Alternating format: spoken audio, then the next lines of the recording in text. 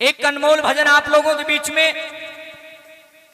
कौन के एक मैया रानी का भक्त जो दिन रात मैया के नाम की माला जपता था, मां के नाम के व्रत रखता था, सारा दिन जय माता दी रखता था, बहुत ज्यादा भक्ति करता था मैया रानी की। एक रोज की बात है कि अष्टमी का दिन था, उसने मैया रानी का व्रत रख रखा था। सारा दिन मैया रानी का भजन करा। रात के जब 11-12 बजे का समय होया तब वो सो रहा था। 11-12 बजे से आंख लगनी शुरू हुई और करीब 1:30-2 बजे उसने एक सपना आया। अब उसने सपना आया, सपने के अंदर एक बुढ़िया दिखाई दी। जब वो बुढ़िया उसने दिखाई दी तो उसने हाथ जोड़कर सपने में उसको राम राम किया। न बोली बेटा राम राम। इब समझ गया हो कि बुढ़िया के भेष में इस मैया रानी ने तेरे को दर्शन दिए, क्योंकि इतना कर्म नहीं था कि डायरेक्ट मैया रानी सीधी मैया रानी आवे शेर पर सवार होकर दर्शन दे, क्योंकि अभी इतना कर्म बना नहीं था। अब कहने लगा, हे मैया आपका बड़ा बड़ा धन्यवाद, आप जो बुढ़िया माता के रूप में मेरे पास आई, मुझे दर्शन दिया। न बोले रे तन्ने मेरा तो धन्यवाद कर दिया, मैं तेरा क्यों करूं।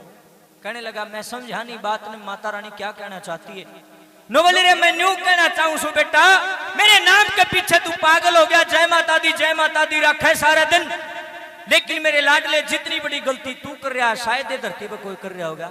हाथ जोड़ के खड़ा हो गया। नु बोला री मैया रानी मेरा खोट तो बता, मेरा दोस्त तो बता, मैंने सारी जिंदगी तेरे नाम पे वार दी, लोग मैंने पागल लागे कहने रीबी भी तू कहे कि भाई तने बहुत बड़ी गलती कर दी। हे माँ, हे बुढ़िया मैया ये तो बताओ मेरी गलती क्या है। मेरे भाइयों बहनों, उस बूढ़ी माता की आंखों में पानी आ गया, आंखों में पानी, दिल में दर्द जाग उठा। नु बोली रे किस मुंह तक बताऊं कि तने के खोट कर रखा है। पाया में पड़ गया। नु बोला री मां बताओ कि जब ते बेरा लगेगा। मेरे भाइयों बहनों, नु बोली रे तड़का 4 बजे उठते मेरे मंदिर की सफाई करेगा, झाड़ू पोछा करेगा, पूजा पाठ करेगा नहा धो के, और मेरा भोग लगावेगा। लेकिन बेटा जड़ा तने भोग लाना चाहिए, जड़ा तने जाना चाहिए, तो तू जाता है को ना। नो बोलिया री मैं ये भी नहीं समझा बात ने। मेरे भाइयों बहनों, नो कह लगी रे जिस मां ने तू अपनी कोख से जम्या है वाकड़ा जनू लौड़ पड़ी होगी तूड़ी वाला। नो बोली बस यह गलती से जिसने तू जाम्या, जिसने तू इतना बड़ा पाल पोस के कर दिया, पढ़ाया लिखा जवान किया, लायक बना दिया, उसकी तो जात भी नहीं पूछता, कदे न्यू भी नहीं पूछता। मात ना 1 गिलास पानी चाहिए, रोटी खिलाना तो दूर की बात, वह तो भूखी तड़पे और तू मेरी मूर्त को भोग लगाता है, कोई फायदा नहीं है ऐसे भोग का। मेरे भाइयों बहनों, उस बुढ़िया माता की आंखों में पानी आ गया। और ये भजन नहीं है मेरे भाइयों बहनों, ये सच बात है। आज जमाने के अंदर 100% में से 80% लोग ऐसे हैं जो माँ बाप के पास बैठकर खाना खाने का जिसके पास समय नहीं है, और नंगे पैर जाओगे, कोई बनभोरी जावे है, कोई बेरी जावे है, कोई बैसुण देवी जावे है, कोई गुड़गाम में जावे है, कोई कीते जावे है। मैं कहना चाहता हूं, अरे कहीं चले जाओ, सबसे बड़ा धर्म, सबसे बड़ा पुण्य तब लगेगा जब आप माँ बाप की सेवा करोगे। जैन की आत्मा का ठोकर मार के किते उभाने अंडे जाओ लोगों, कोई फायदा ना है। सीधा कहता हूं नरा पाखंड है। उसी के लिए मैया रानी जिंदा है, उसी के लिए मैया रानी हाजिर है जो अपनी मैया रानी को मनाता है। अरे भाव, ये भाव की भूखी है, नारियल चुनरी की भूखी को ना।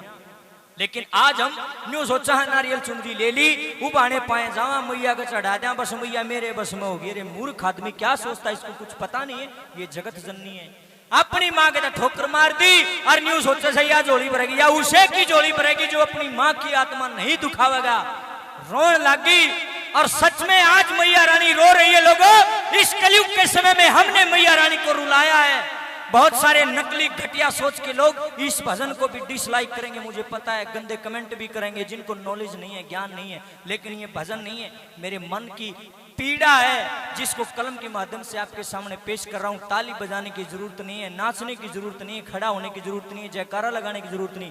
प्रार्थना करूंगा बातचीत ना करें, एक एक बोल ध्यान से सुनना। ये मैया रानी की न्यू सोच लो, आवाज मेरी है लेकिन कब है मैया रानी है। आंखों में पानी आ गया उस बुढ़िया माता का। सपने में उस ढोंगी को वो माता रानी क्या कहने लगी, घर में तो बैठी रे तेरी भूखी रे जननी, आथा में भोग मेरा ले आओ रामी।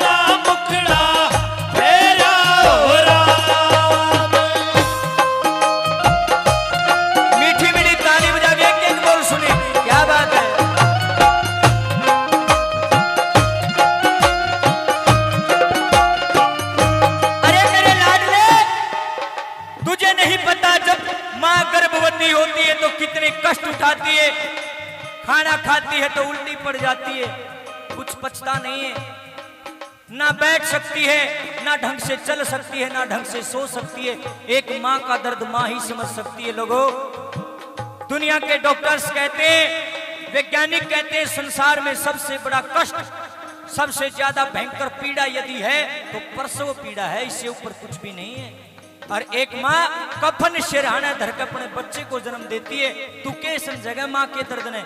नंबर 1 पर बूढ़िया माता रोने लगी और क्या कहती है,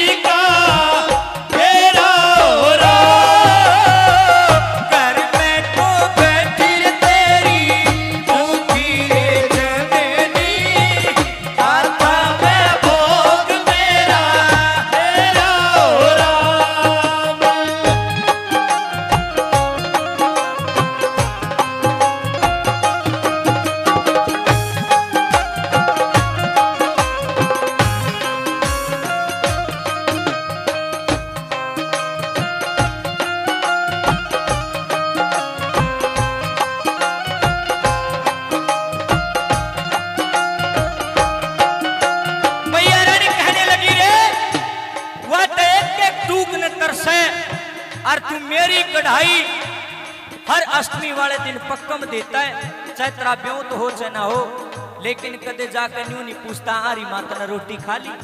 माँ की तरफ ध्यान नहीं है, बस मेरी तरफ ध्यान है। बेटा ये अच्छी बात नहीं है। नंबर 2 पे बुढ़िया माता क्या कहती है,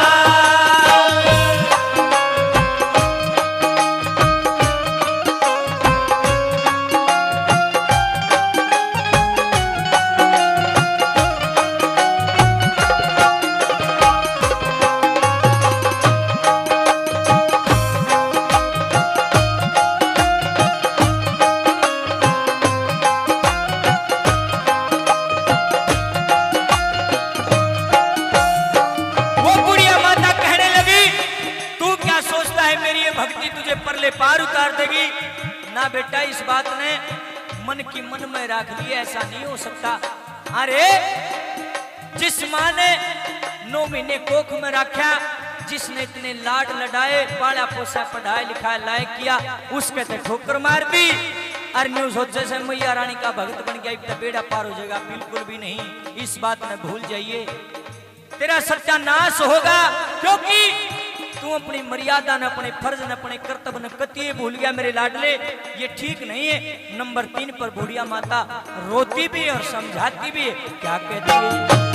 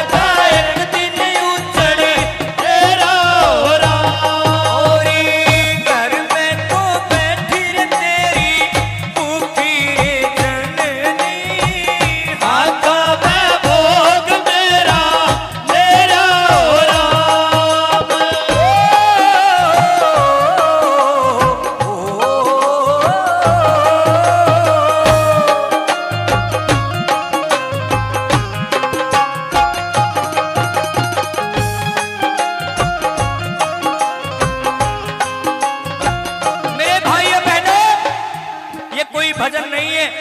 कभी आप ये सोचो भजन है, सुन लिया और एक साइड में रख दिया। ये जगराता नहीं है, ये जागृति है। इन भजनों को, इन शब्दों को, इन बोलों को वही इंसान समझेगा जिसका मन भक्ति में होगा, जो अपने माँ बाप की कदर करता होगा, वही आदमी समझेगा। मूर्ख के बस की बात नहीं है। मैया रानी कहने लगी, रे अपनी माँ की सेवा करेगा तो मैं 100% तेरा साथ दूंगी, और जे अपनी माँ की आत्मा दुखावेगा, मेरे दरबार में दिन रात मुद्दा पड़ा रहो। बेटा मन तो दिखते को नहीं ऐसे लोग, मैं पाखंडियों के आसपास भी नहीं हूँ। मेरे भाइयों बहनों, बात कड़वी जरूर है, 100% सत्य है। नो बोली रे, जिस आदमी ने अपनी माँ की सेवा कर ली, न्यू सोच ले मेरा नाम जप लिया, शायद माँ दुर्गा का नाम जपने से बेड़ा पार ना हो, शायद माँ दुर्गा का नाम जपने से बेड़ा पार ना हो, लेकिन अगर जननी माँ की आत्मा आपने खुश कर दी तो दुर्गा मैया बिना कहे आपका बेड़ा पार करेगी, गारंटी है इस बात की। और अंत में वो बूढ़िया माता क्या कहने लगी,